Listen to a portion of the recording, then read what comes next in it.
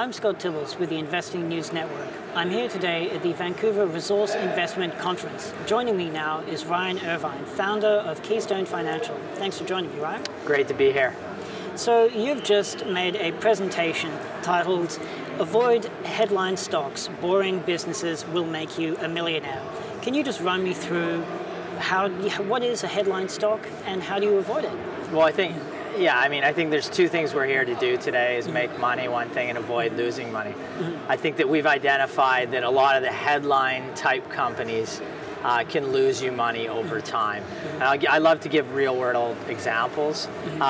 There couldn't have been more of a headline sector heading into 2018, at the end of 2017, than the blockchain or cryptocurrency sector. Yeah. I saw a skit on Saturday Night Live about it. It reached pop culture for sure status. Now, that was a segment where you had a lot of hype.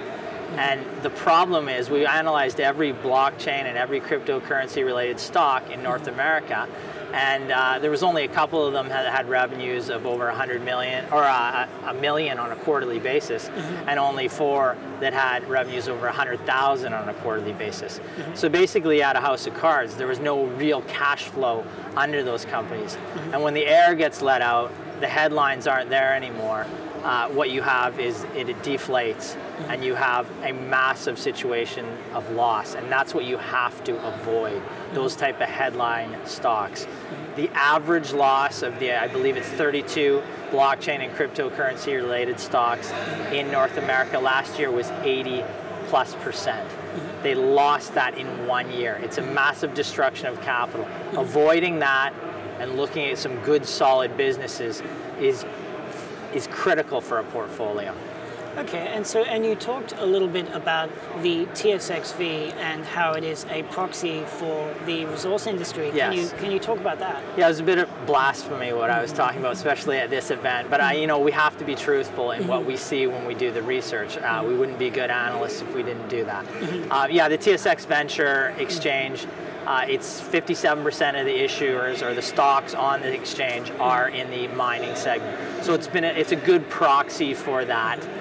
The returns on the TSX Venture are a good proxy for that segment or sector. Now, it was down 34.5% last year. It was a bad year for the markets overall, but if you look back since its highs in 2008, 2007, the exchange itself is down over 80% since then, which is shocking.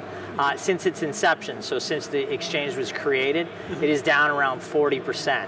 Yeah. You look at that juxtaposed to like the S&P 500 or even our own TSX, which have done nothing but create wealth really over time. I mean, you're not going to do it in a straight line, but you're doing it like this over time. Look at the charts on those. That is the way the capital markets are supposed to operate. The venture exchange, as a proxy for the junior mining and exploration segment, has done a terrible job in creating value over time. And we often say you're better off if you want to speculate. You're speculating in that sector. I'd rather go to Vegas, put my money down on black, I'd have more fun, and I probably have better odds. So again, it's blasphemy to say it here, but those businesses can get headlines. I don't care about headlines. I want to make money for our clients, and I want to make money myself. We'll buy businesses that are creating cash flow, and that cash flow will drive the earnings over time, not headlines. Okay, and so what are some examples of companies that have been generating cash flow that seem to be suggesting maybe they're a little bit boring, maybe don't have the sex appeal of blockchain? Great question. I reference this company all the time, Boyd Auto Body Group. Over the past 10 years, the best performing stock on the TSX. What do? They fix automobiles. Couldn't really be more boring than that. But they the shares are up over 100% over that time. We bought them at $2.30 back in 2008. They trade around 120 right now.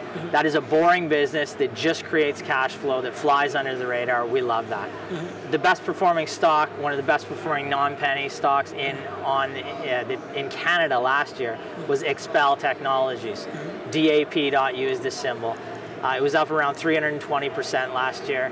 What do? They happen to be in automotive as well. I don't think it's a trend that we're seeing. I think it just happens to be in that segment. Yeah. But they have a film, essentially, that goes on an automobile to prevent those annoying scratches and dings you get. tremendous growth in cash flow, tremendous growth in earnings. That drove the stock up this past year. It's more than a four-fold increase in earnings. The shares, like you say, it's up 320%. So is it, has it peaked? Well, when you have a four-fold increase in earnings and a 300% increase in the share price, it still hasn't matched the earnings increase. So we still think there's torque in that name, and we think that Expel, which could grow operations at 20 to 25% this year, is a good name to buy in this range. Okay, and so trying to use, what are some examples of well-performing companies that aren't automotive? Because you said this isn't. Good question. A company that we talked about in the speech that I gave today, Questar Technologies, QST is the symbol. They're trading just under the $4 range right now. They've had a tremendous run from about 220 in that range. We think they'll earn 29 cents this year. So they're trading at a reasonable multiple to that.